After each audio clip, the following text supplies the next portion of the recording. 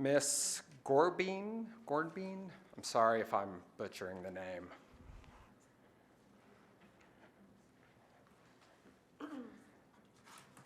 If you could state your name and address and be sworn in.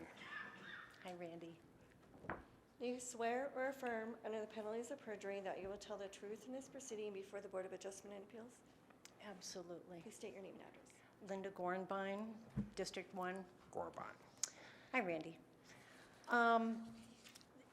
This development, and I say that tongue-in-cheek, I'm not sure how long ago you guys approved this without any of our knowledge. And we're all, as citizens, so happy about all the development that's been going on. And in this area, with all these beautiful 1940s homes and pre-1940s homes, this doesn't look like the other houses in that area at all. So you said, could you read back that one? Ma'am, Excuse me. I'm you so can sorry. This is my time. Ma'am, So you can only address what I'd us. like you to do is read back to me that one codicil about it has to, for the variance, it has to look like the other homes in the area. I don't have, I'd love to, but I don't have my reading glasses. Can Mr. I borrow Cohn, yours? I Bill is can- wonderful. He's one of I us. He's a understand, but citizen. I- Do you ma'am. live in Englewood? Yes, ma'am. Great. So could you read that I will. section? I will, and I where- was just about to. Thank you. That's the only interaction. I only have so much time. No, and I'll because I'm doing this, you'll have Great. more time at it. So there's probably, it's the second or third, and the second is the variance is consistent with the intent of the zone district regulations to secure public health, safety, and welfare. And there's the third, which is the variance will not permanently impair the use or development of adjacent conforming properties or alter the essential character of the neighborhood. Essential character of the neighborhood. Yes, ma'am. So, and this is not going to permanently do anything. But- So you're going to knock this down after how long? Ma'am, but, How long is this going to last? ma'am, Oh, okay. So as long as there's nothing else there, but it can stay. Is it, because I'm not very smart. So I want you to help me to understand the purpose of putting this up in this style. under Englewood code, they have the right, because their lot, Because I just live in Englewood. So, and I pay taxes there. so do I, ma'am. So great. I'm trying to help you Where do you through live? this. What district? I live on South Downing Street. I'm sorry? I live on South Downing Street. South Downing. Okay. So, wow, that's a nice area. So you don't live in this area? No, ma'am, I drive by this area. You drive by. Oh, wonderful. You drive by and wave. So, yeah, Ma'am, if we South could Downing, stick to that's this, a can nice we area. That's like Cherry Hills. Wow, no wonder you don't care about that. Anyway, so Ma'am, this area, ma'am. hold on, Tom. Let's go through this. So this is a new, like one of those blocky, put together Picasso type buildings, because I went by there. So how does this help reinforce the character of the neighborhood and that beautiful historic neighborhood? Ma'am, Can you help me understand this? Yes, I'm yes, really yes, I can. trying to get, because all this new ma'am, development. could you let me, Wait, let me finish, because I'm just not as smart as you guys in Ma'am, don't. community development. So can you help me understand why you guys are approving all these developers putting in these Picasso-type buildings Ma'am. in our old neighborhoods? ma'am, these type of buildings are allowed by code. We do not set the code Okay, here. hold This on. is the variance. No, ma'am, you The hold on for a laws- second. Ma'am, you hold on for a second.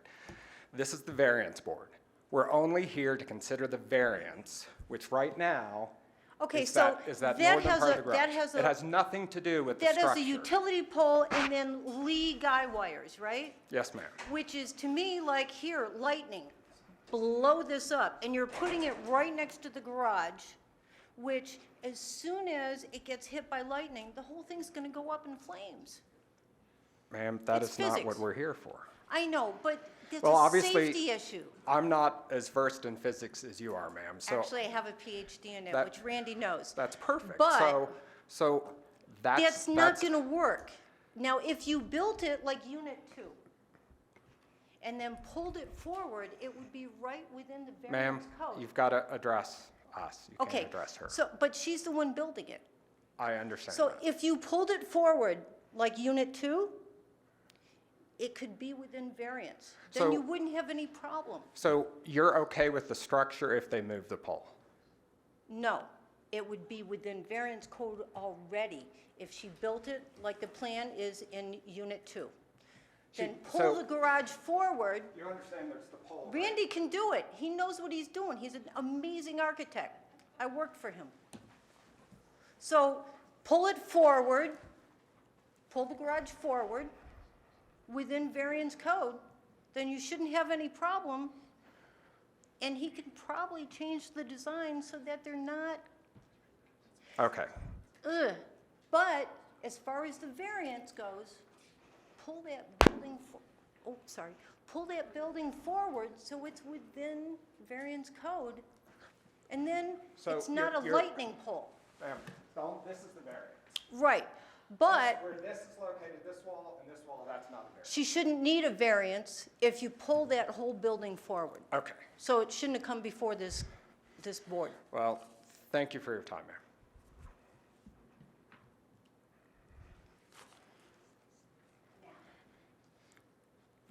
Jones. If you could please come forward, state your name and address, and be sworn in. Mike Jones, District 3.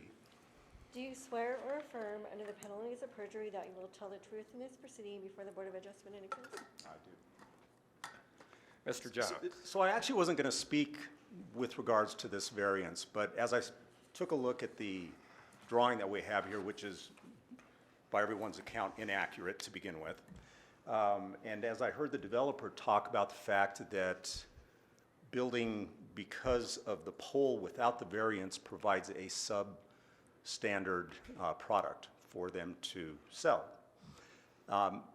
I took a look at this and I thought, well, if that pole is actually halfway down the garage, and I thought you said it was halfway down the garage. So where is the pole? Because now I'm really My confused. understanding, and by the pictures, the pole's here, guide wires are here. The pole is right there on the property line between 1 and 2, So and the guide if staff, could you pull up a picture? Yeah. If you, that's big. It shows it on the,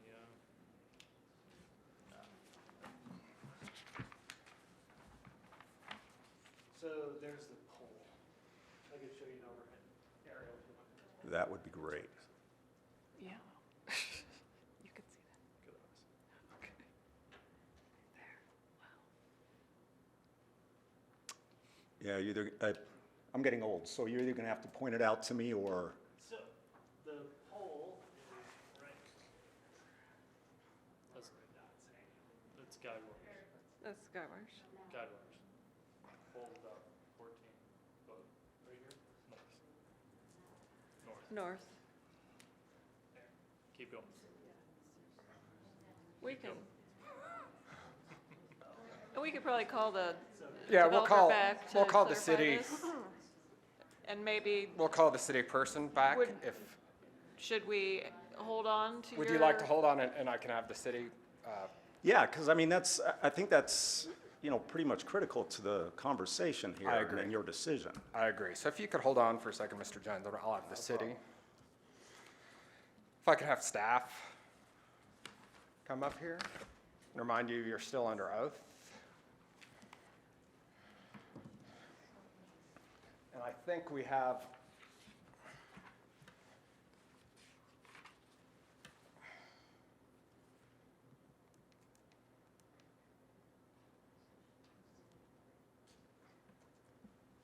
yeah, so, is that this picture? Yes. I think that's the one on the right. Yeah, so it's, my understanding is the corner of the property is here. Yes. So this pole would then be more in the center of unit number 3, I believe it is. Yeah. So if we Or, could, sorry, unit 1. yeah, so if we could go to the unit picture.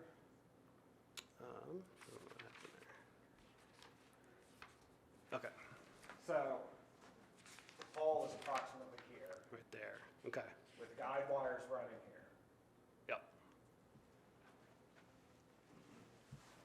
Anyone else have questions for staff right now? So Gotta be smarter.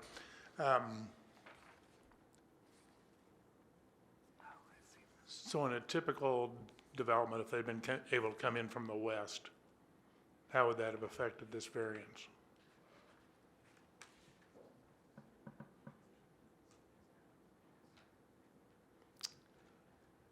I don't know, that's hard to say. It depends on multiple factors.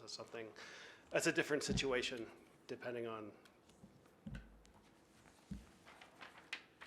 the lot and Because what's I mean, proposed. the garage itself is basically square for all three of them, if I understand it correctly. So in this particular case, you would have to have 3-foot setback on both sides of that property, Yes. but that's not true on the center property? So excuse me. Yeah, so these are going to be, my little clicker stopped working, but garage 2 and 3 are part of the same structure. That is common when you see the development of duplexes, is that you have one garage structure that's kind of split down the middle. Same with the duplex itself. So instead of having a giant garage number 2 on that middle lot, they're breaking up the structure. So in theory, they could make garage number 2 25 feet wide and make a garage the whole width of the Nah, property? they would need to meet that setback on the south. Right, but I mean, they could eliminate the 3-foot space and connect all three of them under the zoning? I don't believe so, but I'd have to look at that. Would the lot line would have to jog or something, or it would not be a? I would have to look at that. Okay. We'd look at the code. Okay. Under the code, could they move?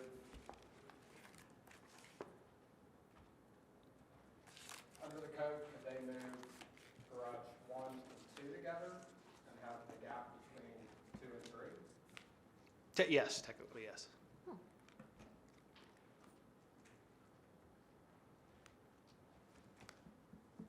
And that would position garage 1 the same place as under the requested variance. Garage 1 would be in the same place. Yep. But you wouldn't have to have a variance. Right, it would just, garage 2 would be shifted down. But then the issue would shift to garage 3. Okay, Is that correct? Yeah. Okay. because, so garage 2 would have a 3-foot setback on the north side. And garage 3 would need what? What would, So if they were to combine garage 1 and garage 2, then that garage 3 would need to meet the 3-foot setbacks on either side. on both sides? Yep. Okay, So then you would have to have a variance for that. Perhaps. So do you know whether they can make it all one garage on all 3 lots? I'm trying to look it up, but I'm not getting there fast. are they at maximum square footage right now?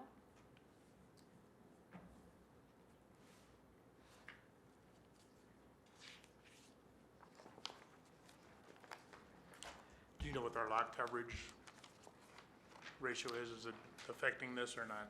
I don't believe so. Lot coverage in that area is up 60%.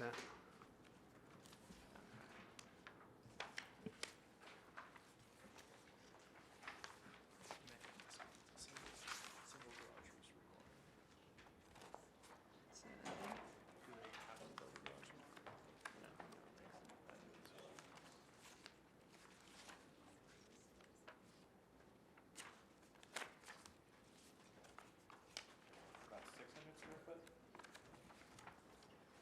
That would be too large a garage for the property.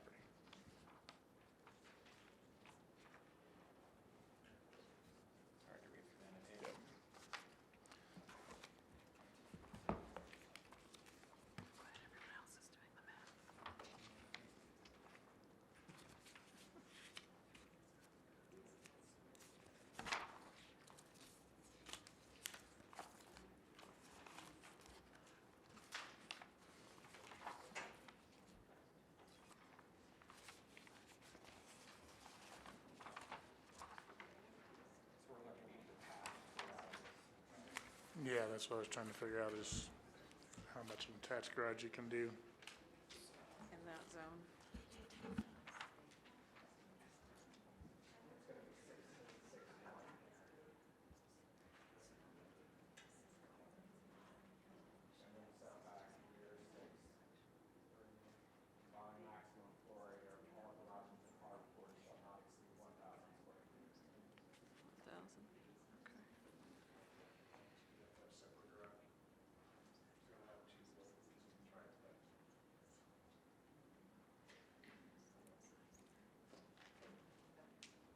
What did we figure out?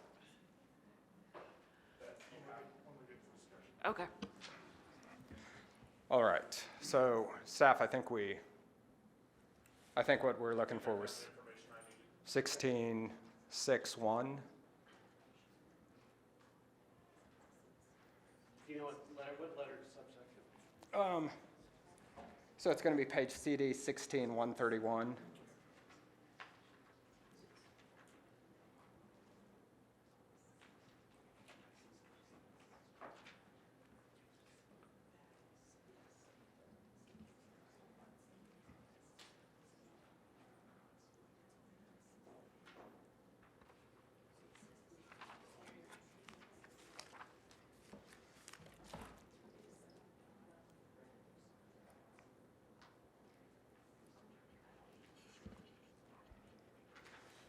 Is that correct? Yeah, let me see yours. I'm having trouble finding it again now. But it says 1,000 square feet. Yep. So I think that's the, I'm going to kind of read through it. okay. So staff is going to, Mr. Jones, if you'd like to come back up here. And you're still under oath, sir? Absolutely. And I think we figured out the pole and the guide wire issue, or where the location is. So my question in reference to this drawing is the pole location accurate from a north-south, from an east-west purview on the plot? Or does it move at all east-west? I understand it's further north, right? Right. According to what everyone's talking So about. my understanding, right, it would be right past right past the property line. So my understanding is it's virtually going to be, the pole would be right here. Okay. The guide wires that come down to Aldaco are here. Sure. So if that is correct, then the pole is a red herring in this whole discussion, okay? Because we're talking about accessing the garage from the south regardless. And what's really happening here is they're trying to manipulate the setbacks and get a larger garage on the property, which I can appreciate. The setback's going to stay the same on the south regardless whether the pole was there or not. The setback on the north would be the same whether the pole was there or not. We've already discussed that with regards to units 2 and 3. So the pole is irrelevant in the discussion, okay? No one's coming in from the alley.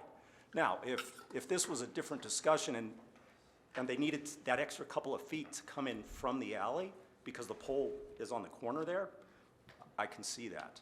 But at this point, it's not. I came before this board about 9 years ago with a variance on a garage.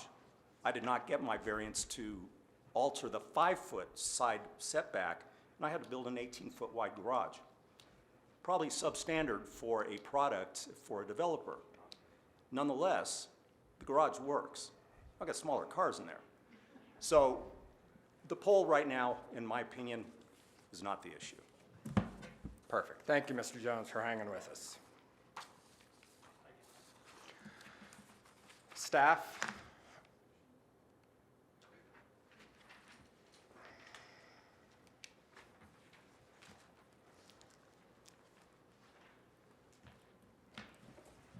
All right, so for clarification, the pole, I got my thing back. Okay, so the pole is located on the north side of the lot there. On the north side of Unit 1. Ma'am? Ma'am, if you could point out where north, south, east, west is. Yeah, so north is north, as noted on the. Straight up. top of the screen is north.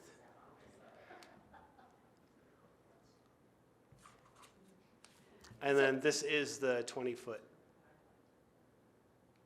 And could you Mark right speak to car access into the garage with the setback and with the variance and without the variance? What is the difference? So from my understanding, and correct me if I'm misspeaking here, so the main request of the variance was to be able to put a uniform garage on this parcel, which would match the same sizes as garages 2 and 3 on these north 2 pieces of property.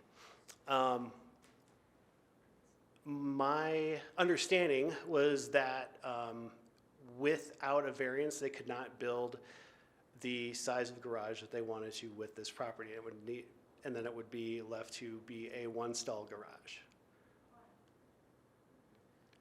due to the location of the pole. Am I correct on that? Yeah. Yep, no, hold on. Can't call her out. Oh, We're just I'm dealing sorry. with you right Okay. So my question to you is, we've got a shared property line between 2 and 3. That garage then is approximately 800 square feet, so it's under the 1,000 square feet. We've got an imaginary property line then that's also 3 side setback? I mean, are they actual property lines or not? Yeah, there would be actual property lines that would be done through the subdivision process when these units are developed. So why doesn't the 3-foot apply to both sides on the other 2 garages? That's what I have been trying to find out in the code, because I know that this is common for duplexes when they're developed in the city, is that you have one garage structure with meeting the setbacks on both the north and south side. And I know for multifamily use, that one structure that is separated by a party wall, if you will, is considered one structure.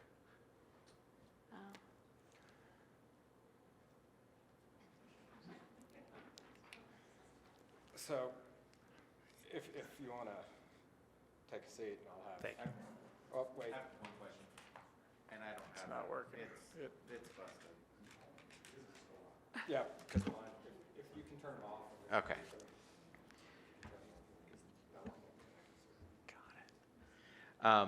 Would they need that 3-foot setback on the south side regardless of whether there was a pole there or not?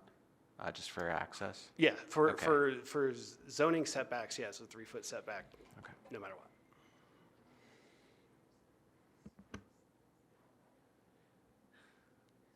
what. Do you need any clarification? I think from the developer.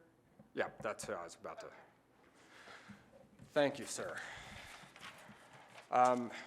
Ms. Jones, I believe? You could come back up, and you're still under oath.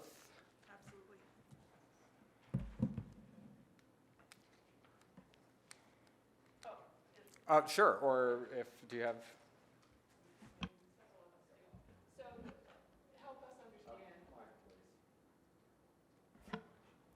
help us understand how the property is affected or its use is affected with if it has a variance or if it doesn't. Okay, so generally, we would want to market this with equal garages. Okay, so we can achieve that by. Can you pull your mic down a little bit? Thank you. Sure, does that work better? Thank you. We can achieve that by attaching 2 garages. I believe, Eric, that we can attach all 3, but the problem with that is the middle occupant has no man door access, essentially, other than out of his backyard through his garage. So for instance, if they have lawn care or something like that, somebody can't get to their backyard unless they go through the private space. So the general opinion is to keep, did I do that? Oh, it's just the computer. The general opinion is that it's more convenient for the occupants to have that access. So if we attach 2 garages, it wouldn't matter which 2, 1 and 2 or 2 and 3. We would still want that pedestrian access between. It also gives us a drainage corridor, which is extremely important to that trapped area in between for that middle unit. So that supplies that. So we could have chosen either one to attach And we chose this so that we could get the same size garages. If we were able to access on the west or the left side, we would have the same garage size without being a zero property line. We could still put a 16-foot car door on it and get in. The depth issue, there's no building code. There used to be, I go back decades, FHA standards for a garage. You couldn't get a loan on a property if you didn't meet the FHA standards for many things, whether it was countertops in a kitchen or depth of garage, and that was 20 feet. So what we would have here, like I said, there is no real code requirement to that, but we would have something short of 18 feet on the interior of the garage. Yeah, that's Is it not gonna doable? work. It's doable. It's not desirable. So I have a question for you. So if you attached garage 1 and 2 together, Yes. you would still need a variance for garage 3? Or because since you're entering on the other way, you still have that depth? We would have the depth, and that would be okay. We would be narrower, all right? So we would have less room to open a car door. So essentially, off of the 25 feet, we'd be 19 feet wide, which is 18 feet on the interior. You've got a 16-foot door. That's only a foot on either side of the door opening. Okay.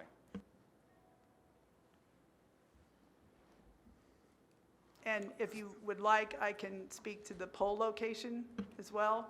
If you could do that quickly? Yes, the survey that we have, the pole is actually located on what will be the new property line between garage 1 and 2. The pole is on that property line. The guy wires extend to the south about 2/3 of the way across the whole property. In the picture, it's deceptive because as you can see, that property cuts off a corner. So your property line is short by, I think, 8 feet of the full width of it. So that's Okay. part of the confusion from looking at the aerial. Okay. Any other questions for the applicant at this point? So if I understand correctly, the effect of the pole is affecting the depth of your, South access garage. because of your south access. Yes. Okay.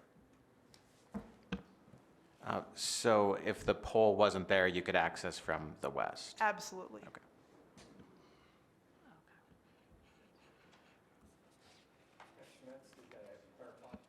I think so, yeah. All right. Thank you, ma'am. You're welcome. Any other questions for staff? Is there anyone else present that wishes to speak that is not signed up on the sheet? Ma'am, if you'd like to, if you could just state your name and address and be sworn in, please. Kathleen Bailey, District 4. Do you swear or affirm, under the penalties of perjury, that you would tell the truth in this proceeding before the Board of Adjustment and Appeals? I do, and I just wanted to compliment you guys. There's a level of sophistication in this group that I don't often see in Englewood and, or in these types of groups, and I just appreciate it. I can tell you're really listening and you really know your stuff, and I do recognize that you are absolutely limited to what you are assigned to do. But You don't have a are- variance coming up in front of us, do you? No. I just wanted to take the time. I criticize and I also praise when I see reasons to praise. And I just wanted to express that I'm very impressed and appreciate that you're here. And I'm sure whichever way you find will be exactly as you are limited to find, whether it's for or against. I am confident that you will be looking at it as, within the law as you are allowed to look at it, which is comforting. Thank you, ma'am. Anyone else who wishes to speak? I don't see anyone, unless you're hiding behind the podium, which I can't see behind. Any other questions for staff or the applicant board? All right, the public meeting is now closed. So, is there a motion? Move that case VAR 2019-004 be approved for a variance to allow a 0 side setback for the construction of a detached 2-car garage. Is there a second? Second. Perfect, thank you. Board discussion.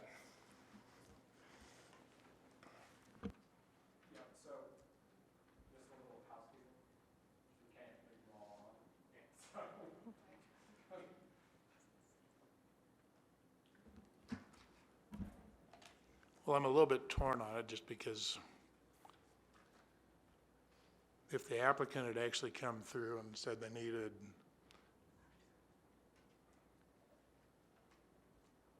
to not attach those garages in order to have drainage, I would be perfectly fine giving this variance. The pole really has nothing to do with this. I mean, it makes you come in from the other direction. I agree with that. It would be nice to have more than 18 or 18'4" that you're gonna net out for length of the garage. Drainage would be a bigger issue to me than what this pole is.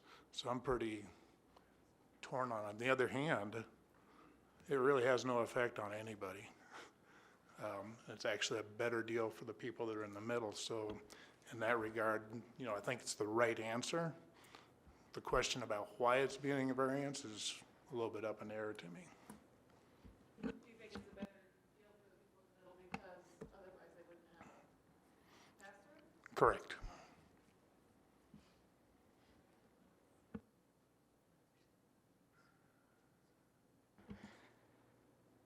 Yeah, I mean, I understand there's a cost, but I guess to me, what I'm kind of stuck on is the cost, the trade-off for moving the pole and improving your marketing. Because that's nothing, we don't consider marketing.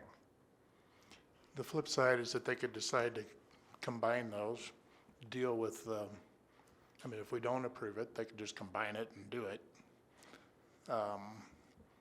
And not give the Unit 2 as much as what they're giving Unit 2. So it's a Right. detriment to Unit 2 if they attach all those, which they could do by code.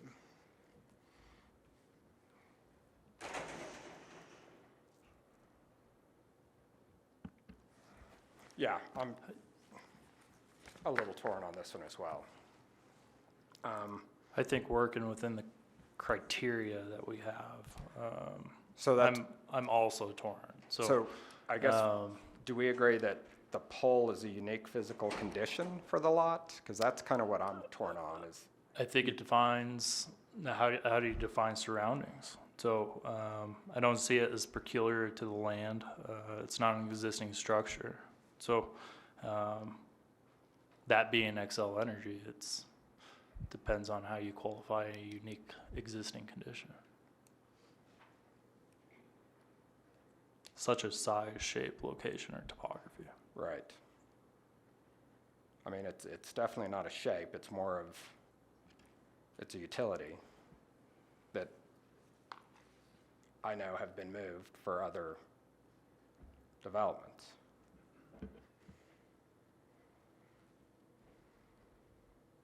And devil's advocate, I would, so I think that we've had other cases where we get at the expense of doing a thing that your neighbor is doing with the privileges enjoyed by other properties, right? Like another property in the vicinity could have a garage this size without this $20,000 expense, but it was there to start with too. So, yeah. Yeah, and there to start with is an issue, and, you know, maybe a $300,000 expense gives me a lot of consideration on privileges enjoyed by others. I'm not sure about a $20,000. Right. Yeah, I agree, that's, I'm not sure what the tipping point is for an expense. Yeah, and I'm not sure what more there could be explored with moving guide wires and not moving the whole pole. I mean, it seems like there are,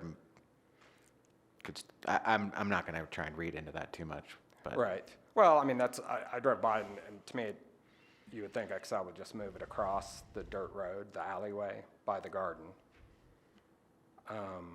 But again, there's a cost with that. Yeah. So I'm not sure if that's, yeah, again, I don't know what the tipping point is for the cost.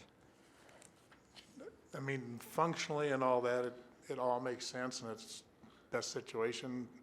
As much as we're getting into the gray area, I'm going to be supportive of it.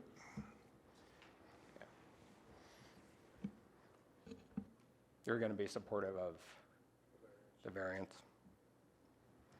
Even if the driving factor would be, it's just a smaller garage if they don't get a variance?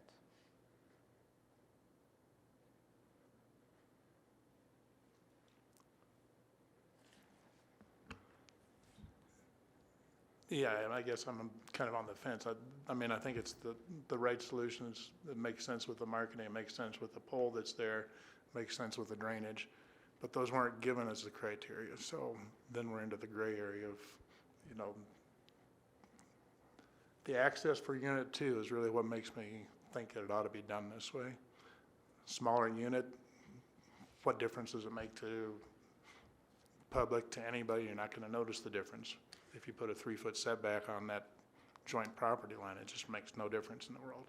Right, and that's kind of where also I fall a little bit, is that it's not encroaching beyond the duplex, it's actually encroaching on the interior, in a manner of speaking.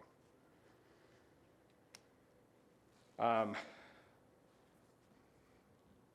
don't even know if we want to touch, I mean, I think it's an interesting argument, the historic issue, but it's not what's in front of us to be considered. I mean, if there's some state law that would otherwise prohibit this from happening, then there's avenues for dealing with that, but we're not Right. it. Irregardless, it Yeah. would stop it past us. Yeah, I mean, there are a whole bunch of other questions on that the city would have to deal with. Right. That's not in front of this board. And that would also be probably when they're looking at the actual plans, construction.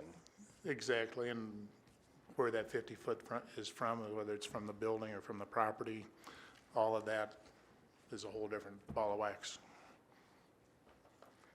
All right. Any other discussion, or shall we vote? I know, so I guess we're just probably going to do, since we don't have buttons to push, I guess we'll just do a voice vote. So, Ms. Warwick, if you could do the roll call. Mr. Taylor?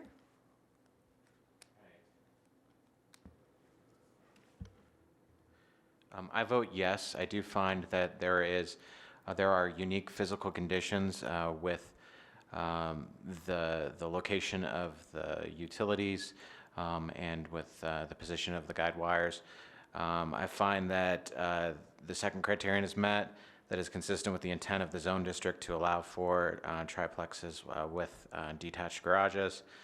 I find that the third criterion is met, that this variance will not permanently impair the use or development of adjacent conforming properties, as is shown through the what we have in our materials. And I find that the fourth criterion is also met, that this is not a self-imposed difficulty, that this is a public utility pole. Mr. Friesen? I vote yes for the reasons Mr. Taylor stated. I do think it falls within the intent of the regulations and so forth on item number 2, as well as it does not affect the rest of the development or the rest of the area. It in fact improves unit 2, and I do agree that the utility pole is pushing this whole decision. Mr. Rieger? I voted against. I believe that the fourth criterion hasn't been met, that the variance is not a self-imposed difficulty or hardship. I believe that the pole can be moved, as with similar other developments and construction in the Englewood area, and the garage could possibly be revised. Ms. Schmitz? I vote no for the reasons stated by Mr. Rieger. Chair Finn?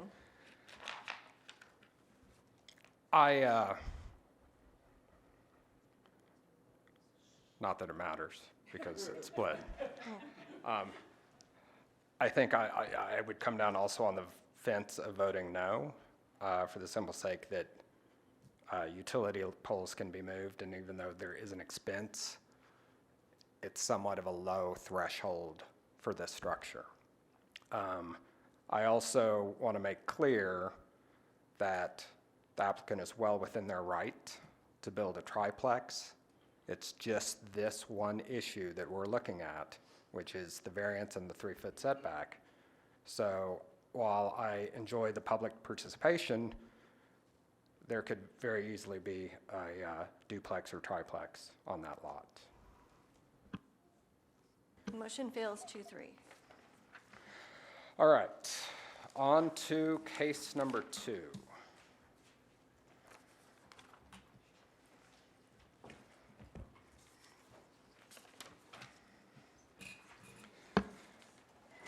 The public hearing for case number VAR2019-008 is now open.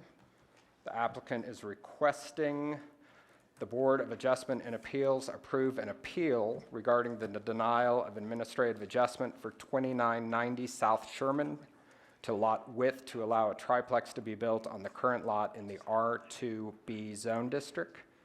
The lot width for constructing a triplex on this lot is 25 feet per dwelling, or 75 feet for a triplex. The lot width for this parcel is 72 feet. The lot area for a triplex development requires 9,000 feet. This parcel contains 8,964 square feet. Do you swear or affirm, under the penalties of perjury, that you will tell the truth in this proceeding before the Board of Adjustment and Appeals, sorry? I do. And if you could State your name. hold on just for a minute. Administrative. So with this, all they had to do, there was no sign posting. It just had to be a newspaper posting for notice. I have notice of that, and I'm passing it to the board members. So I have verification of the publication for the subject property. Staff, if you could provide an overview. Thank you. Administrative adjustments are to be used when the small size of the adjustment requested and the unlikelihood of any adverse effects on nearby properties or the neighborhood make it unnecessary to complete a formal zoning variance process. According to the code, administrative adjustments are judged based on 5 different criteria. The 5 criteria are located in your staff report. And there is a 6th criteria that can be met alone. So criteria 1 through 5, all of those criteria have to be met, or you have to meet criteria number 6. When the application came through for the administrative adjustment, I'll walk through the criteria and my findings on each one and how I came up to make that decision. The first criteria is that the administrative adjustment shall not exceed 5% of the required minimum lot width or the minimum lot area. So the request or the shortage here does not exceed 5%. So that criteria would have been met. Number 2, the adjustment in the minimum lot area or minimum lot area may result in an alternate permitted land use in the base zone district where the property is located. So the request does also meet this because it's not a change of permitted land use. It would be multifamily either way.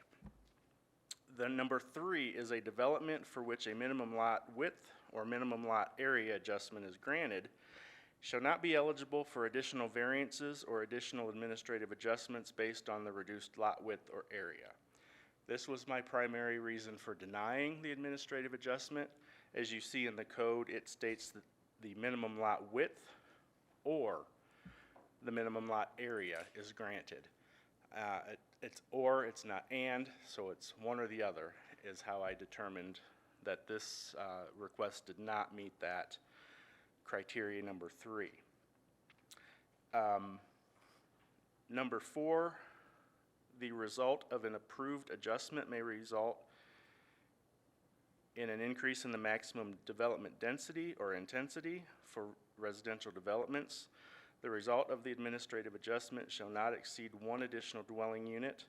As the zoning code states, this is R2B. A duplex is permitted in R2B. So with the ask of a triplex, it adds 1 more unit, but it still meets this criteria.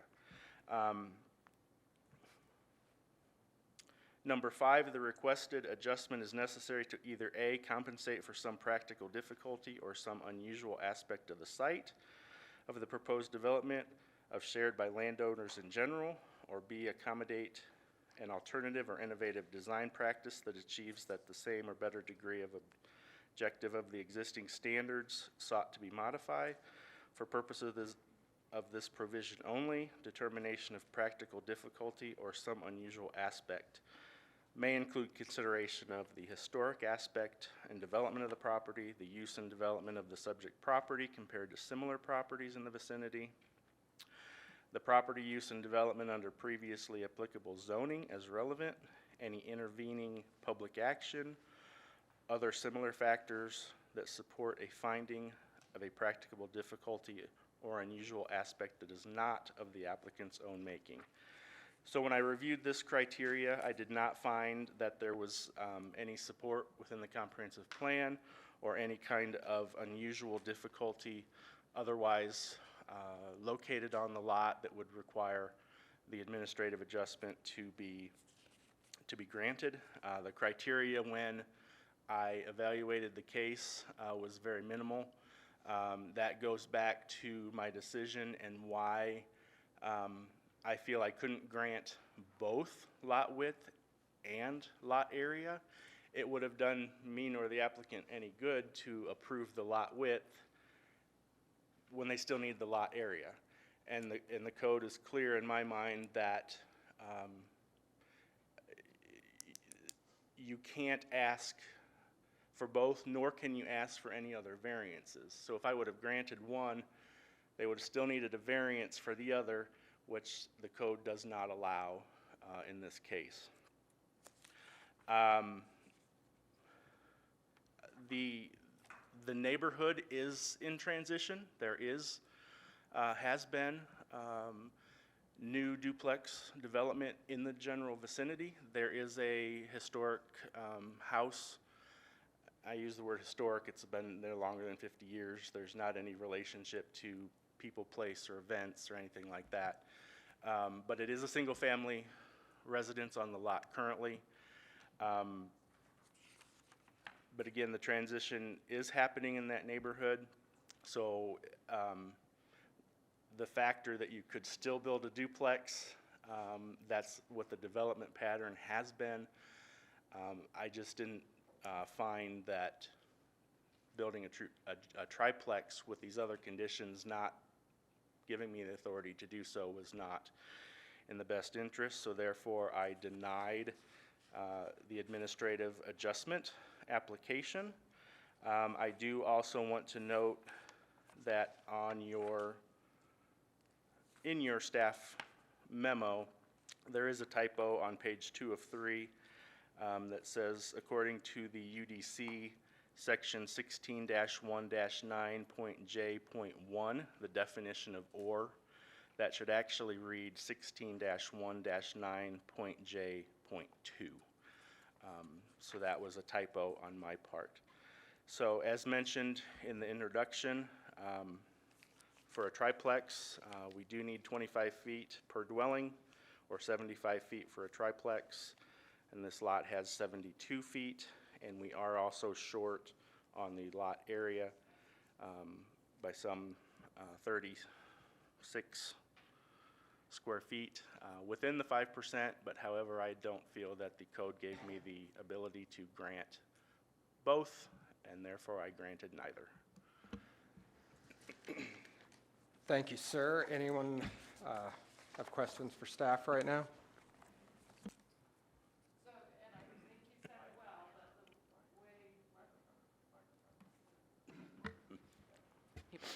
The way that you're reading the code requirement is, you get a width or you get a coverage area, but you can't get both. You get one. And if there's other issues with the other one, then you're done. Can't get a variance, can't get a. Correct. Okay, That's how I interpret it. okay. I wasn't clear about what you think about item 5, Item 5. as far as the request adjustment is necessary to either compensate for a practical difficulty, et cetera. I don't think the ability to not develop this lot is gone. I think there's not a difficulty in developing the lot within the constraints of the existing dimensions. I also looked, at accommodating alternative or innovative design.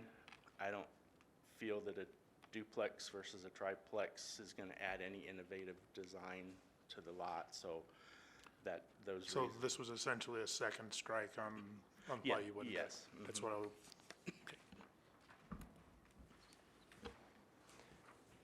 Any other questions for staff at this point? Thank you, sir. If the applicant may please come forward to testify in the case, please state your name and address to the secretary who will administer the oath. Do you swear or affirm, under the penalties of perjury, that you will tell the truth in this proceeding before the Board of Adjustment and Appeals? I do. Please state your name and address. Nick Burlingmeyer, 1824 South Clayton. Thank you, sir. Awesome. I'll wait for Wade for a second. We have a presentation.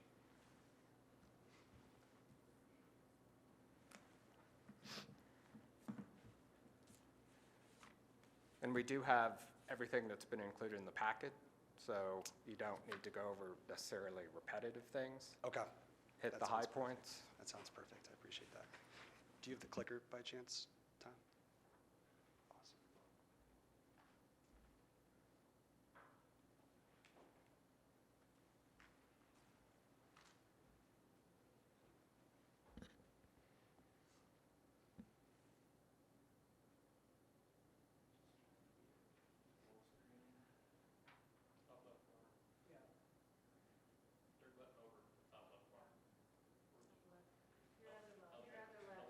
That's right. There it is.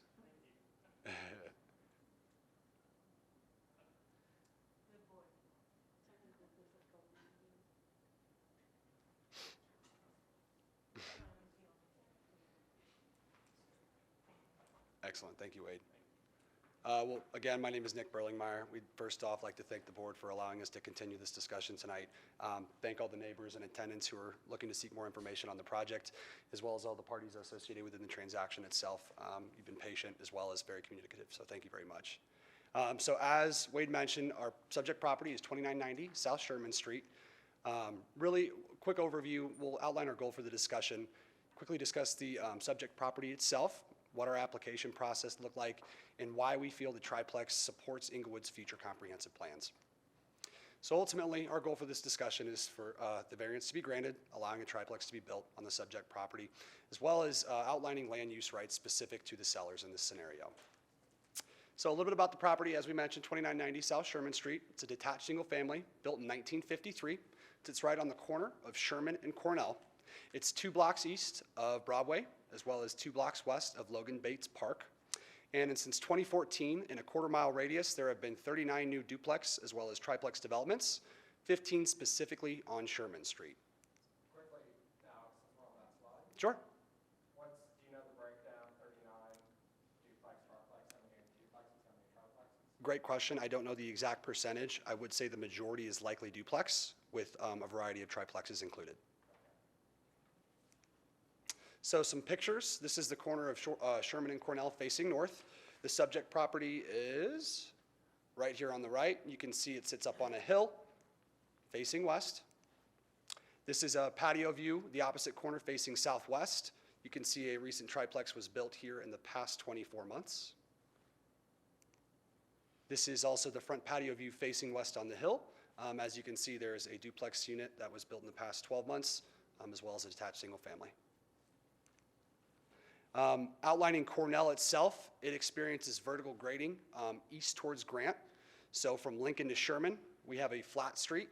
From Grant on up, it is flat with Cornell. However, right where Sherman sits, it is vertical grading and angled. So as Wade talked about, right now, to apply for a variance, 5% within the required width or area. Our current dimensions meet 96% of the width requirement currently, as well as 99.6% of the area requirement.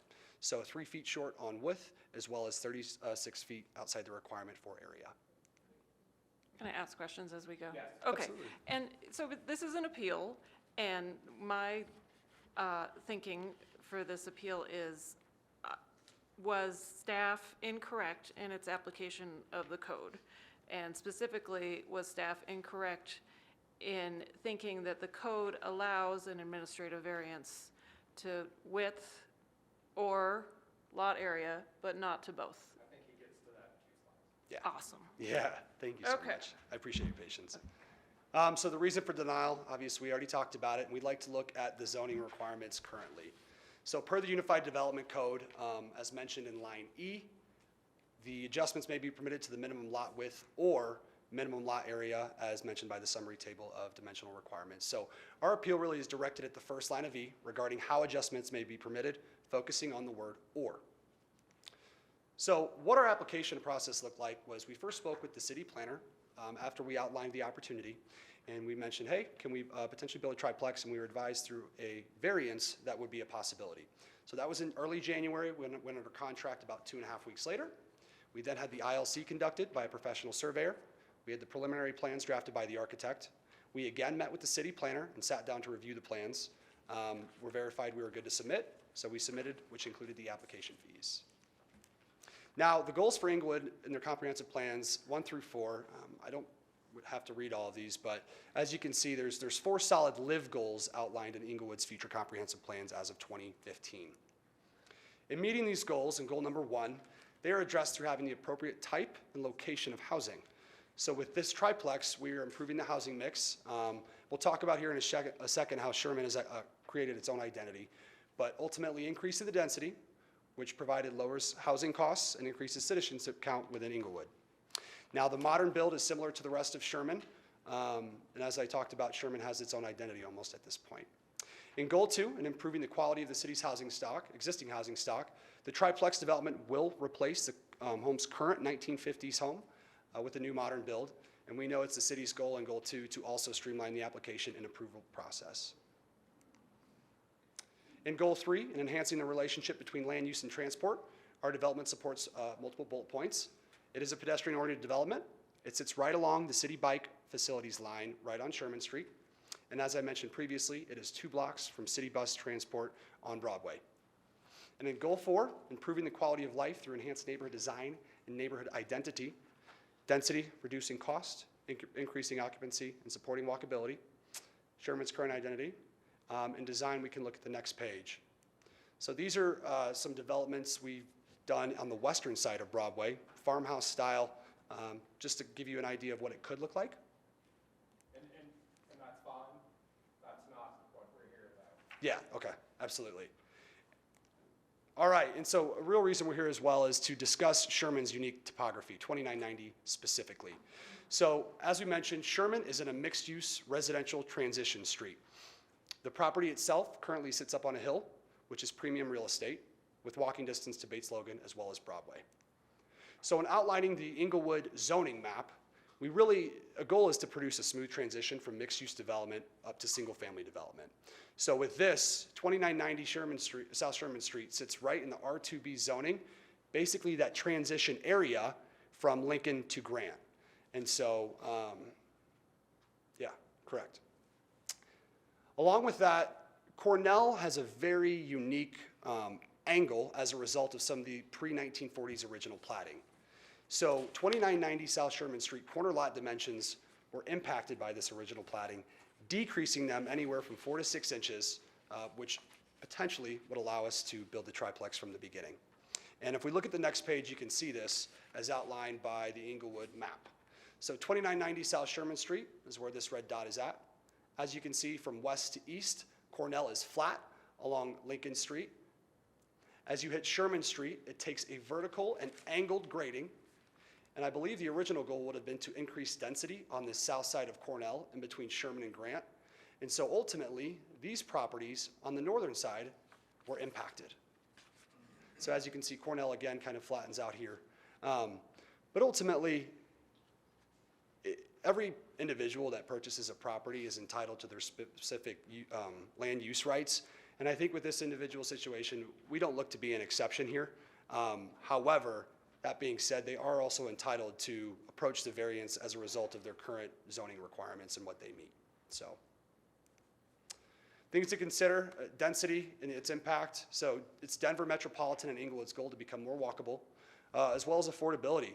So obviously you want to make sure there's affordable housing opportunities. And as of today, per the Colorado, RE Colorado MLS, there is one active property for sale that is actually based on income specified amounts less than $350,000 available in Englewood, 80113. So thank you very much for your time. Hold on. So, questions for the applicant? Do you interpret the code differently than the city? Correct. How so? Tell me how. So from our understanding in our original conversations with the city planner, we had to apply for one or the other.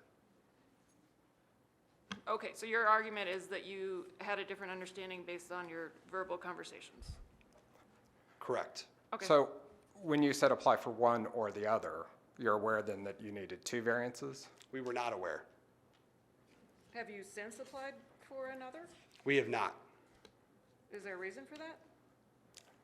From our understanding, after speaking with the city manager, we were only able to apply for one, and since we did not meet the area, we were at 99.6% of the requirement as a result of the impacted 4 inches by Cornell. So this is an administrative variance? Correct, that we're speaking administrative about. variance, correct, yes. So it sounds like you agree with the city that you can only apply for one. Administrative variance. Yeah. I don't know if you do or not, but I'm just not hearing why the code interpretation of the city is incorrect. What you're saying is you're confined to only apply for one, whereas you would have liked to apply for both of them at the same time, or you just didn't know? We did not know. Gotcha. We were not informed. But now that you do know, you haven't applied for the second one. Excuse me? Now that you do know, you say now you know something different than what you were told. Have you applied for a variance for the area? We have not, no. Okay, and why not? As we were told, we were only allowed to apply for one or the other. We applied for the width, and as a result, we can't come back and apply for the area. So that's an administrative variance? Correct, an administrative That's- adjustment seeking there's- a variance. There's 2 variances. I mean, there's the What am I variance. missing? This is for an administrative adjustment, Administrative adjustment. yes. So he's within his right. If the city says, in my understanding, we can have the city come up and confirm or deny this. Okay, In my understanding, administrative, with the way the code's written, you can apply for one. right, You cannot apply for both. right. So because if it's administrative, can't get both. However, it's within his right to file a variance that would then come in front of us Oh, yeah, but he and then hasn't. ask for 2, but he hasn't. Right. Okay, and, I mean, we don't have a variance before us. None has been applied for. We are just looking at whether staff was correct in saying, as staff, we can only do one administrative. That Am is I my correct? understanding, Okay. yes. Okay, And it is purely, it is not, we don't have to go through and find that he met each of the criteria. It's simple, One did and staff do what he was supposed to do, in our opinion, or not? right, and and it's all of them have to be met through 5, 1 through 5, and nobody has said 6 applies. Okay, all right. So is that Yeah, and I think my last point too is something as a result that the owners do not have control with was their lot dimensions, right? When they originally purchased this. Absolutely. Their lot dimensions were impacted by that very unique topography that 2990 South Sherman Street has specifically. If that corner lot was on any other R2B corner lot within Englewood, there's a really good chance that Right. triplex But- would be allowed. But you understand that that's not what we're here to look at tonight. I mean, they knew what they were buying, right? They looked at a deed or, Yes, after we Okay. spoke with the city planner and were told that it was allowed, and then Yeah. we proceeded, that's correct. oh, you were told a triplex was allowed? Correct. Well, I believe you said that I think the triplex Through an might, administrative adjustment. and might granted- be possible. I don't know, was it guaranteed? Yes, and I'm happy to produce emails with written. Yeah, I don't, well, okay. I mean, I don't think that that would Okay, necessarily that's a different weigh. issue. Right, and there's, yeah. I don't see how that, I mean, that's saying you can build a fence, realizing your accident fence cases we're all used to. And you, before it gets built, you say you can't build a fence. But, any other questions for the applicant? I think we are done with you for now. Okay, thank you very much, you guys. Any other questions for staff at this point? Yes, no? Staff, no? Could I clarify just one other point? Sure, if you could come up to just, and you're still under oath.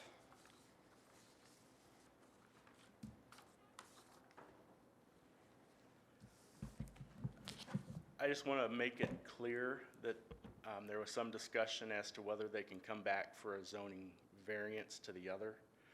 The code actually also talks about in a different section regarding zoning variances, in section 16.216A.5, Could you give me a page number? page 47. CD 1647? Yes. Do you need your book, Mr. Taylor? Because your book is helping by not blinding me.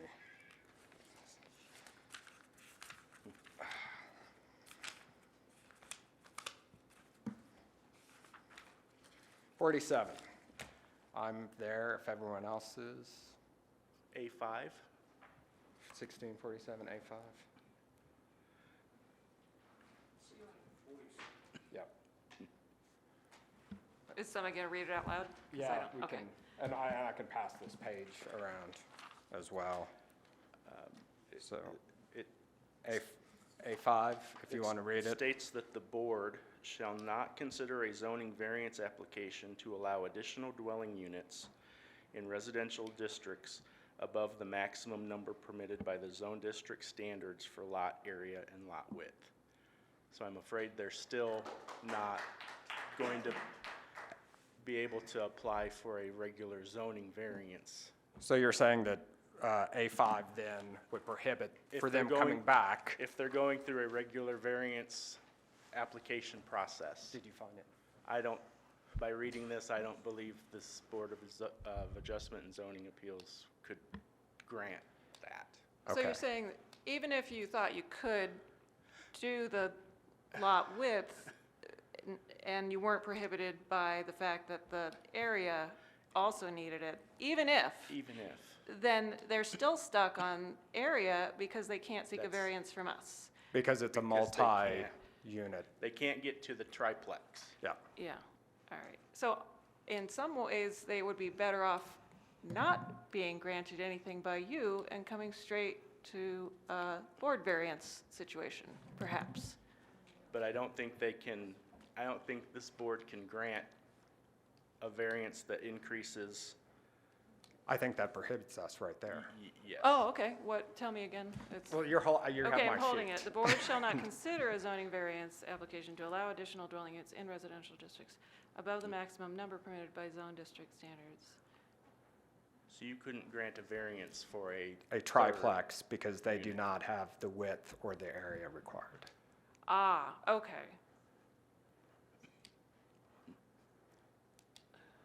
Okay.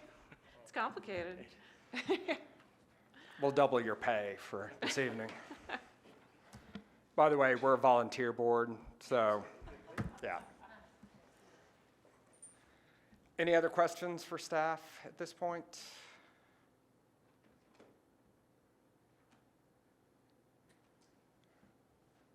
Are we good for right now?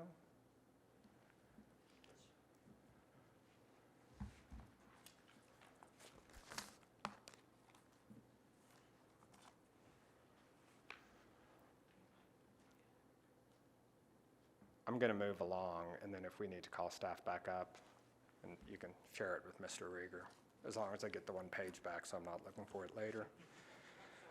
No, you're fine.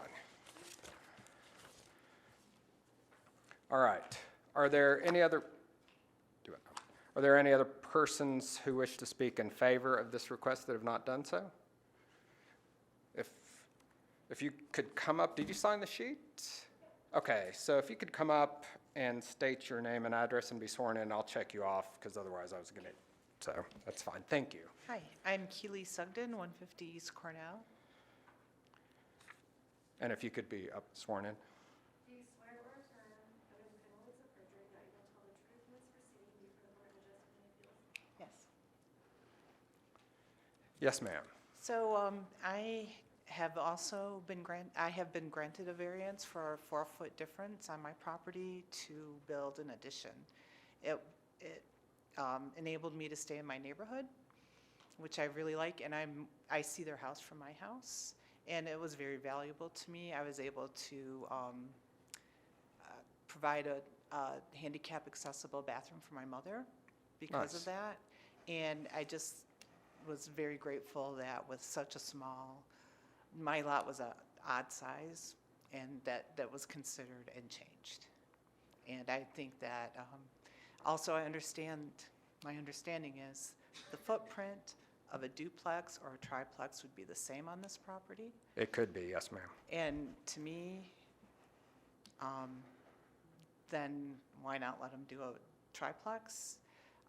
The one concern I've heard is parking, and I live right next to the other triplex, and parking has been actually better since that was put in for me. It has not been an issue. Okay. Okay, Any questions for?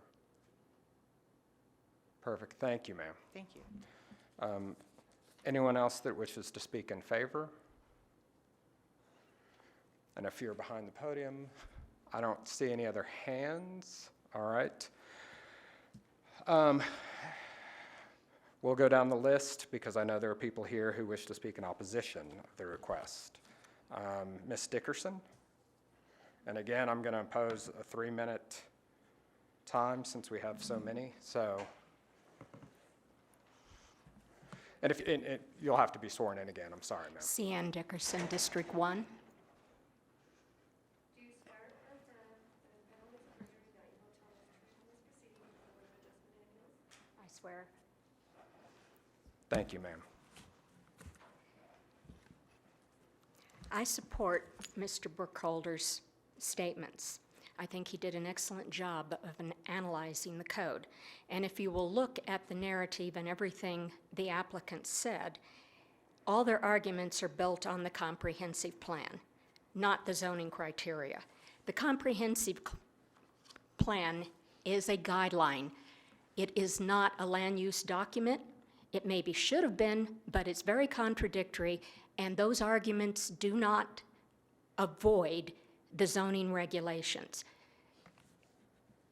The application in the narrative is a little bit misleading because the opening sentence says the owner wants to build a triplex, but the property is under contract, a contingent contract, for if a variance isn't granted for a triplex, then it's not going to happen. And as we have heard from Mr. Burkholder, the zoning code does not allow for a triplex on this property.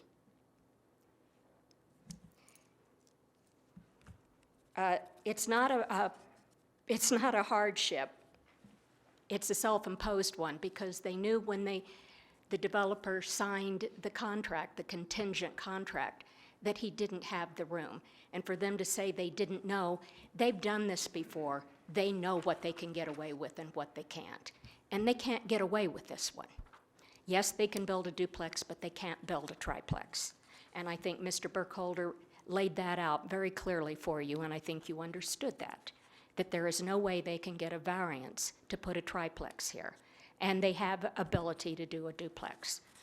But I'm not sure that we should even allow that. There are just way too many.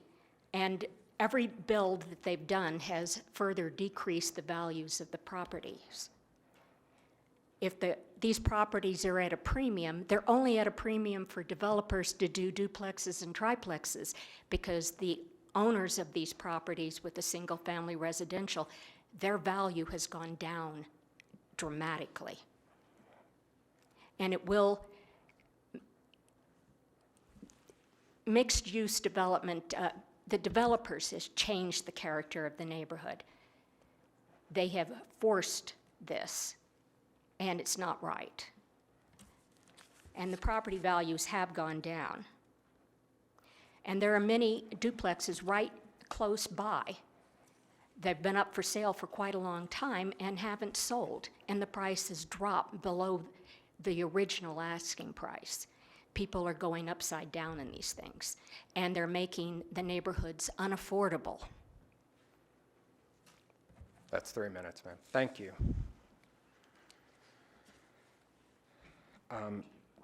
Bar Chadwick. And if you could state your name and be sworn in, name and address, please. Bar Chadwick, District 1. Do you swear or affirm that the perjury that you will tell the truth in this proceeding before the Board of Adjustment and Appeals? I do. First of all, I hope that the Board of Adjustments follows the recommendation from the city planner and denies the building of a triplex on this site for both the reasons of not enough area, not enough width. And then I'm going to say something that's going to upset you, and I apologize before that, but having something posted like this in the newspaper, I have maybe 2 friends out of the 1,000 of people I know that even still get a newspaper. And not having something like this actually posted on the property for us. I found out about this by a flyer that was put in my door. I live on the 2900 block last night, and rearranged my life, wrote to council people, but I think a posting like this, if you're doing an adjustment and you're coming in to ask for a variance, an easy posting on the property within Englewood, no matter where, should be done. And that's something that we can definitely discuss with the city. Thank you. but I know, that- and I'm and saying that's this so not it's on for- the record. No, I understand. I'm just saying Yes, it's on the ma'am. record. Yes, ma'am, and I appreciate that. Thank you Yes, very because much. I have heard that newspapers are dying out a little bit. Yeah, I have too, yeah. Perfect. Thank you. Thank you, ma'am. Melinda Ellswick. Come on down. And if you could state your name and address and be sworn in, please. Melinda Ellswick, 3015 South Lincoln. Do you swear or affirm under the penalty of perjury that you will tell the truth in this proceeding before the Board of Adjustment and Appeals? I do. Yes, Ms. Ellswick. Good evening. As you can tell from my address, I live near the property in question. I believe Mr. Burkholder quite properly denied the variance, and I would ask you to do the same. The character of our neighborhood has been changed by so many duplexes and triplexes and ugly boxes built, and we do not need another triplex in our neighborhood at all. That is basically, I agree with everything everyone else has said too. Perfect. All right, thank you. Thank you, ma'am. And again, I know you guys have heard me say this again and again. We don't have control over that. I appreciate the involvement, and it's nice having a crowd here sometimes, because sometimes we do this in front of 2 people. And some of us share some of those same concerns, but to really get this addressed from a big standpoint, that's a city council issue. We're not authorized to change that. We'll work on the city council next. Perfect, thank you, ma'am. Judy Dunlap.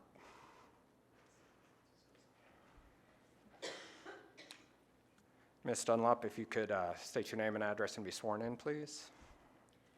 Judith Dunlop, 2935 South Tacoma, District 1. Do you swear or affirm under the penalties of perjury that you will tell the truth in this proceeding before the Board of Adjustment and Appeals? I do. Yes, Ms. Dunlop. On the description for administrative adjustments, I'm not sure that that was valid. I don't know what the developer knew or did not know. The fact that it was never posted as in a variance, but through an administrative adjustment, the neighborhood did not know, and that was just confirmed.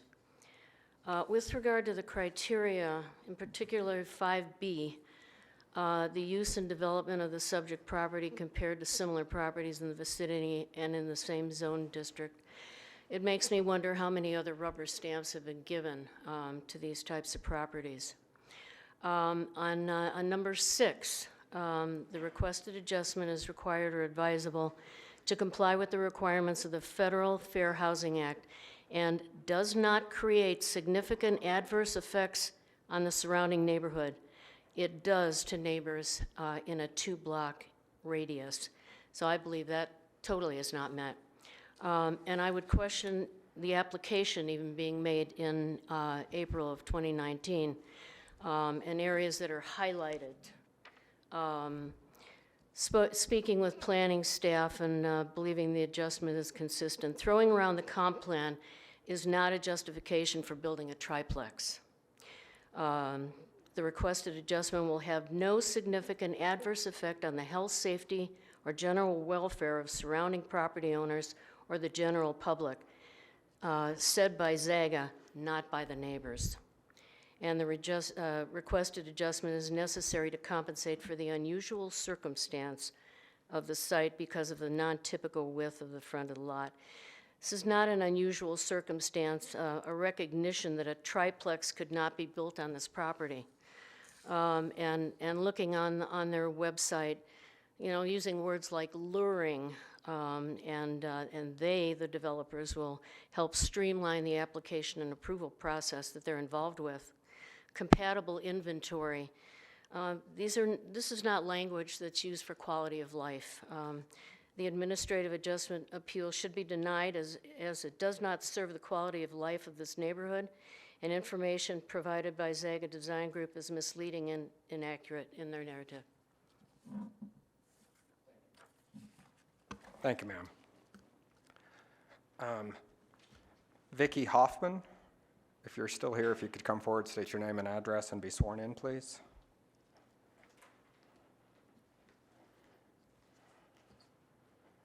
Do you swear or affirm under the penalties of perjury that you will tell the truth in this proceeding before the Board of Adjustment and Appeals? I do. Please state your name and address. Vicki Hoffman, owner of 4630 South Bannock. I took a spin over in this area, and it's quite alarming, and the lot size is not unusual. The lot size is exactly what Mr. Burkholder said. It's short, and it doesn't warrant a triplex, period. And something else just to let you know is the developer actually reached out to me on Nextdoor. I thought that to be a little bizarre, trying to state his case, and actually removed his post later. But it does impact the quality of the lives of people over there.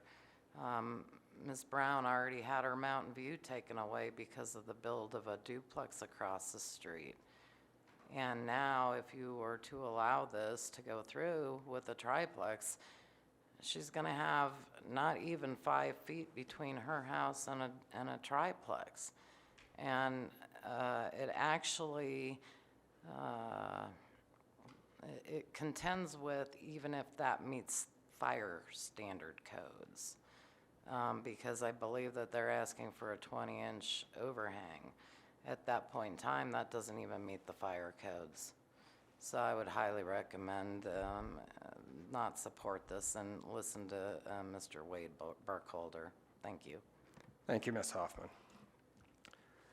Maureen White, if you're present, if you could please come forward, state your name and address, and be sworn in, please.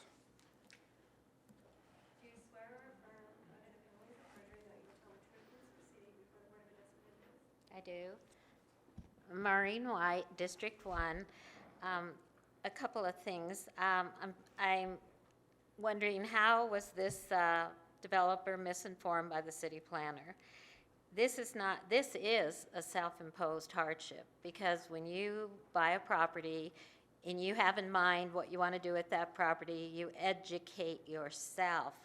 And there are more than one city planners. Would I go forward with just one person? Would I not want to see some things in writing? You bet I would. And I believe they were not as confident as they make out about what this plan would be, because why is the sale pending? Okay, the triplex in the picture on the opposite corner has drainage problems, costly drainage problems to the neighbor next door. That's what that triplex created. The height of this lot is concerning. To stick something on it that is more than 1 story, not only will you block the mountain view of other neighbors that you want to advertise as a selling point for this triplex, but you're taking away more people's mountain views, and worse yet, you're creating the potential of more drainage problems by the amount of coverage that is going to go on this lot as a result of a triplex. You know, I was a teacher. That was a slick presentation, because the way the comprehensive plan is written, it's very easy for anyone to manipulate those objectives to suit the outcome that they want. Thank you. Thank you, Ms. White. Matt Crabtree, if you're present, if you could please come forward, state your name and address, be sworn in.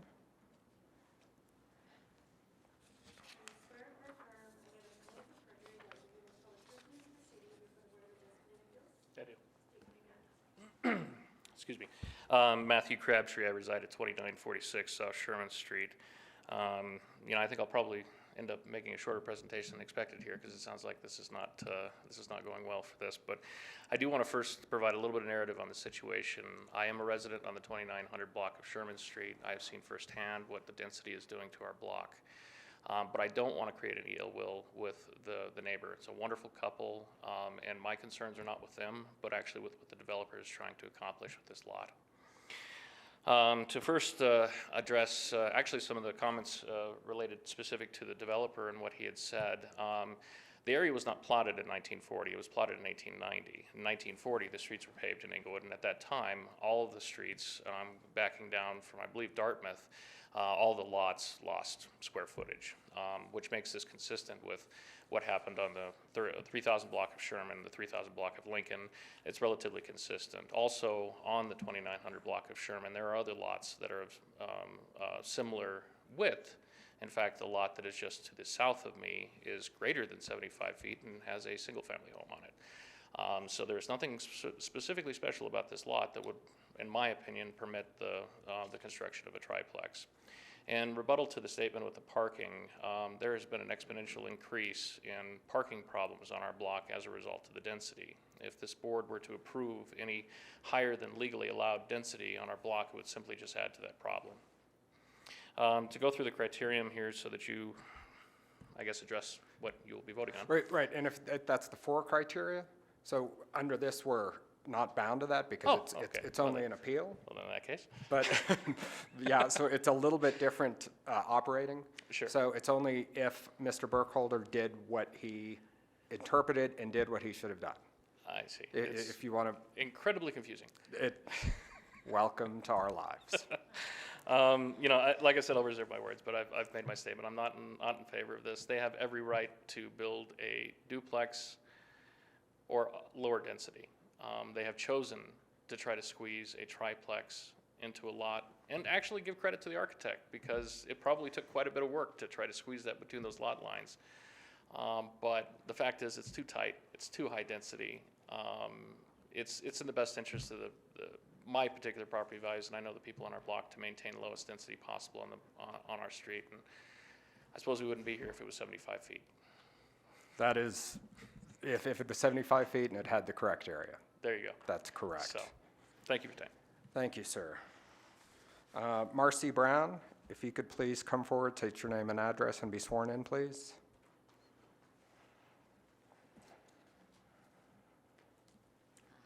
Do you swear or affirm under the penalties of perjury that you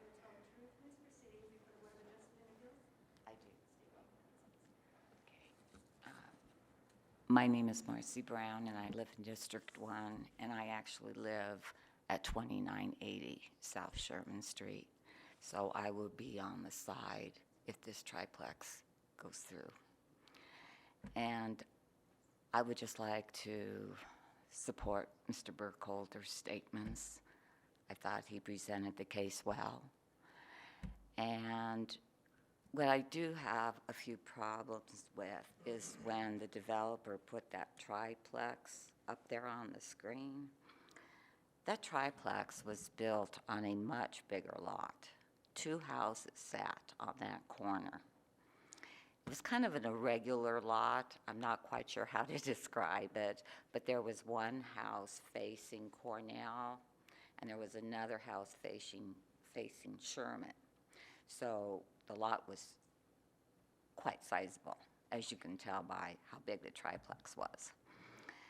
And also, I'm not sure if I heard correctly, and please correct me if I'm wrong, but did the developer say that each one of these units would go for $350,000? Is that what I saw on? I'm sorry, I thought it was $350,000. Sir, I'm not sure he stated any kind of dollar Okay, amount that I'm sorry, remember. I thought I saw 350 up there, so if not, I apologize. But, If you could, hold on just for a second. Yeah, he brought it up in terms of that being low-income threshold. Oh, He that's didn't right. say what these were gonna sell for. Oh, okay. My mistake. I would like to say that I believe that all the duplexes that have been built on our street, like the one across the street from me that was just built last year, they went, I believe one went for $740,000 and one went for $750,000.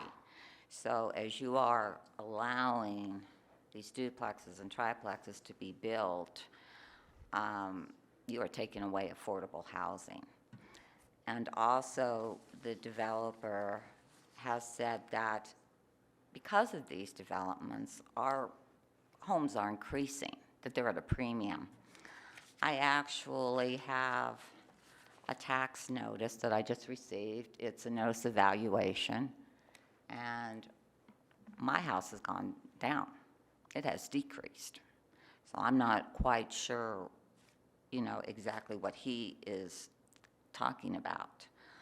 And also, when these developers come along and they want to buy your property, they offer you even less than what the city, is taxing you on. I just find that kind of very peculiar. If my house is such a premium and I'm next door to them and I'm on a hill, why did they offer me such a low ball offer? Not that I would sell to a developer, because I will not, but I just wanted to state that because he stated it.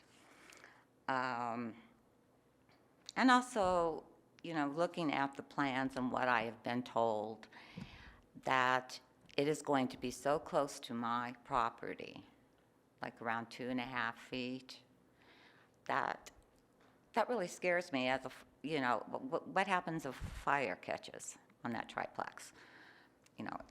Are you putting my life at risk? Are you putting my property at risk? I have a real concern about that. And I don't know if that's for you to hear or you want to hear that, but that is a concern. I can understand that's a valid concern, but okay, we don't have that control. I mean, if they want to go forward and build a duplex that's big, okay. Under code, we can't. That's not under us. Well, do you want to hear about what I think about the impact on our neighborhood will be? Sure. Okay. I'll give you about 40 seconds. If you Okay, can. I can do that. Adding 3 more units to the corner lot when our storm drains can't even handle the current load. And I'm serious when I say this. When we get heavy rain, you can just see the water swirling. It's just not going down. And I would expect an increase in alley problems if 6 more garages were built. I mean, our alleys are horrible right now. An increase in street traffic, as well as increase in parking problems. And Also, I don't want to experience water runoff from the structure like some of my neighbors have had to deal with, and that is a fact. And, you know, I just don't want any water in my basement or water damage to my foundation. So again, I thank Mr. Burkholder for all of his notes, and he has explained quite a bit to me as I've needed an education. So thank you very much. Thank you, Ms. Brown. Scott Marsh, if you're still here, if you could come forward, state your name and address, and be sworn in. Scott Marsh going, I believe Scott Marsh had a bet on the hockey game, so he is left. Kathy Lucas. Kathy Lucas, all right. Ms. Corbin.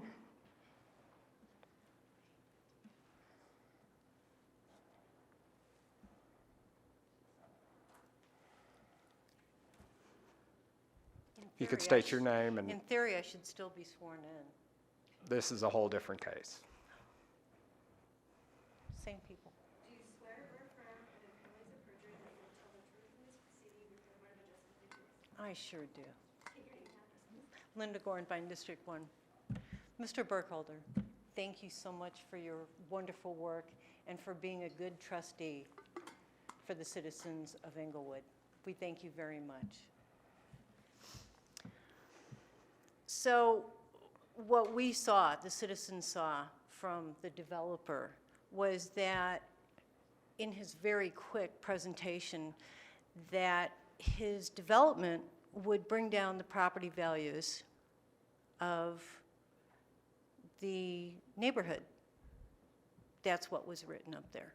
It would lower home costs. That's what was written. That's what this triplex would do.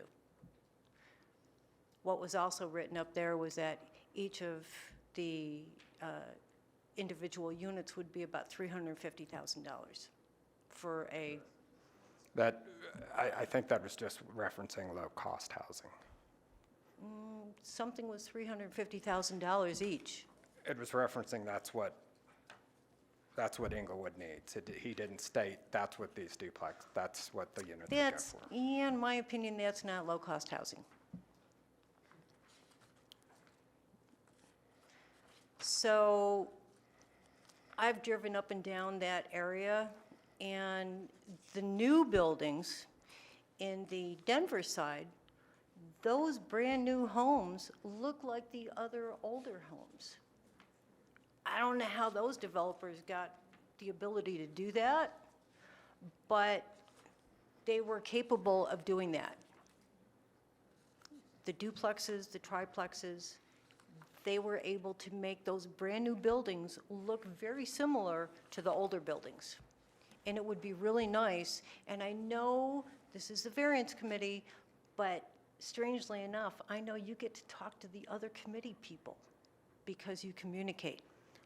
And I know that can be done. We really don't, ma'am. That's really sad. I'm so sorry. We don't, they You have really their, should, they have. you really should we're- acknowledge the other committee people. You understand we're under different charges. We're under different charges. Each committee has a different charge. Yes, but you should talk to the other people in your buildings. You should try and... We don't have a building. You This don't is a have- volunteer board, ma'am. I know, don't you have email? We do, but you can't have a discussion outside of this chamber about a case. No, I mean, don't you talk about, your different Cases? committees to No, these we're not people? allowed to. Okay, you don't talk about your concerns, issues, go have a beer with these other people? We have general concerns and issues, Yeah, but so we cannot talk about you cases. can't talk about what the citizens talk about? We can talk about what citizens You talk don't about. gossip with them? We don't talk about cases. Okay, so maybe if you had a chance to bring forth some of the concerns that we have, like ugly buildings, we're mad about some of the development, general issues, the concerns that we have.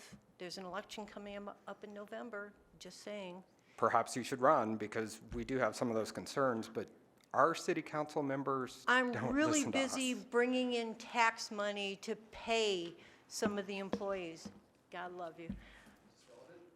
So we have concerns about this issue that came up and all of the development that's been going on.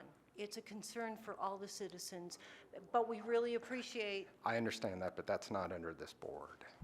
we really appreciate this variance being shot down because it's important to us, because this is our city, and we appreciate the trustee and the trusteeship that you are putting in. Thank you. Thank you. And yes, it is relevant. Mr. Mike Jones, if you're still here. And yes, you are. Mr. Jones, welcome back. Thank you for having me back. If you could please get sworn in again. Mike Jones, District 3. Do you swear or affirm under the penalties of perjury that you will tell the truth in this proceeding before the Board of Adjustment and Appeals? I do. So at this point, everything I'm going to say is pretty much moot.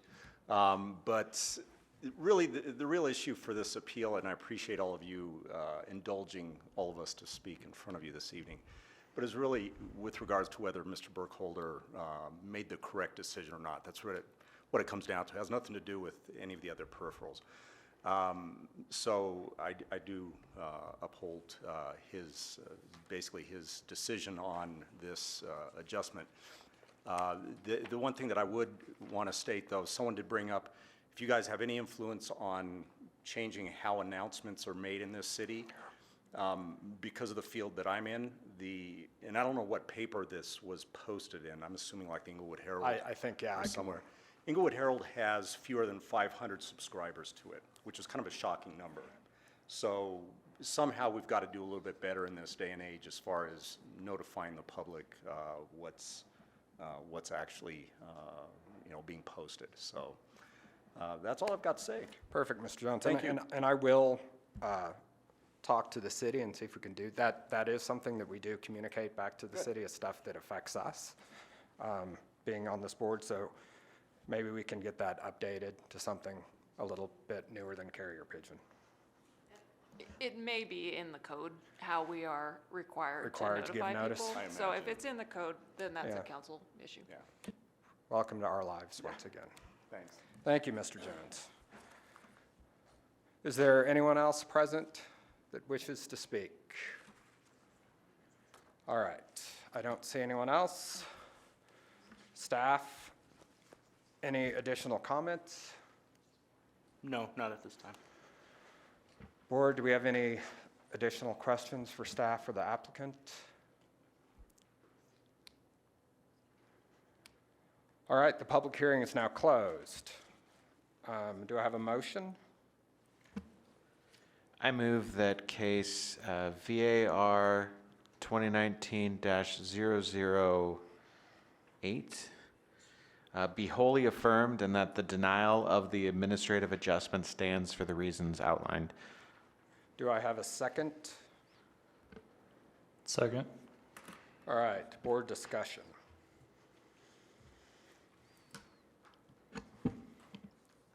I appreciate everybody's interest in what's going on in the city. I think the question before us is pretty straightforward. Did he interpret it correctly? So I believe he did. I think so too. To me, it's or is pretty straightforward. That means that a duplex can still be built, but the lot cannot have the dual variance for a triplex. And I think he's right there with it. And I think item 5 is pretty compelling as well.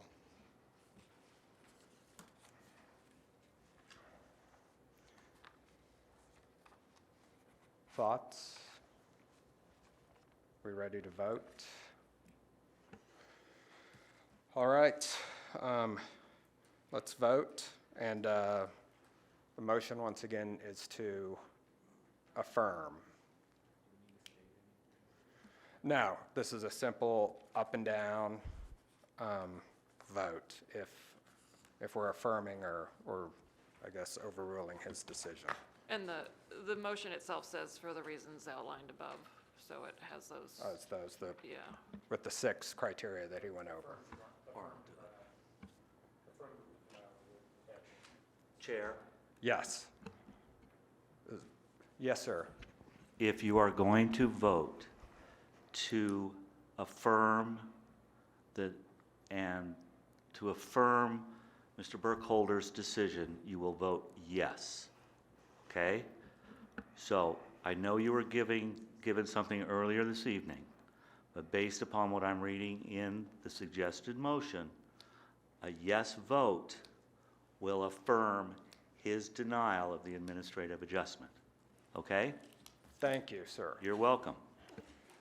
So when everyone votes, also, just to make this as clear as possible, to state your vote, and then if you are affirming Mr. Burkholder or not. How about that, to even make it crystal clear?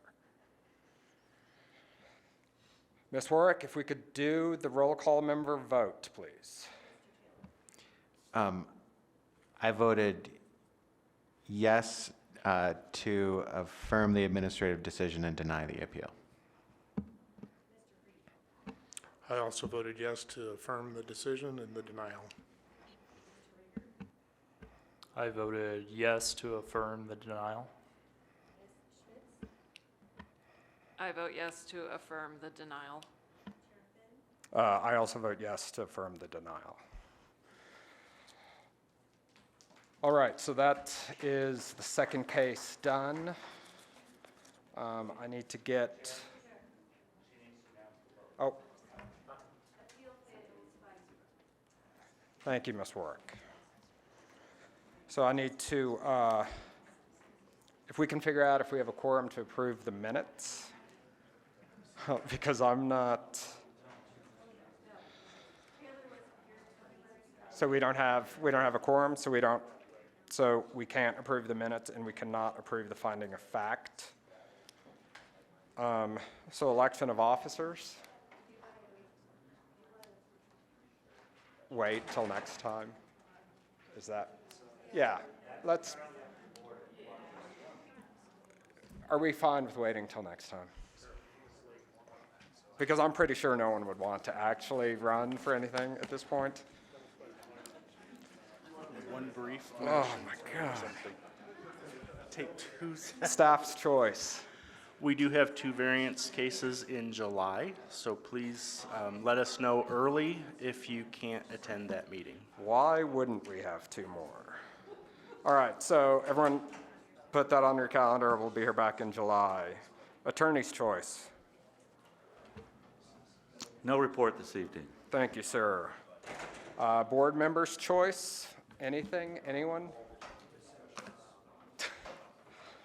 If you have anything, I'm putting you on a 15-second clock. All right, board does not have anything. I adjourn this meeting.